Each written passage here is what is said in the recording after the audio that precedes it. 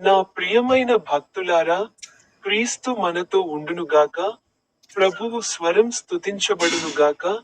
నేను అరుణ్ పిఎస్ మడ్కిని.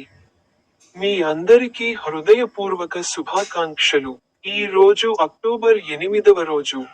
2025 సంవత్సరాల 10వ నెల. జార్ఖండ్ రాష్ట్రంలోని లాతేహర్ జిల్లాలోని గణేష్పూర్ గ్రామంలో అక్టోబర్ 3వ రోజున, మీరు లోతైన చెరువులో అపవిత్రులయ్యారు. ఆయన బైబిల్ నుండి తన ఒక వచనంలో ఇలా అన్నారు. కీర్తన 27, వచనం 7.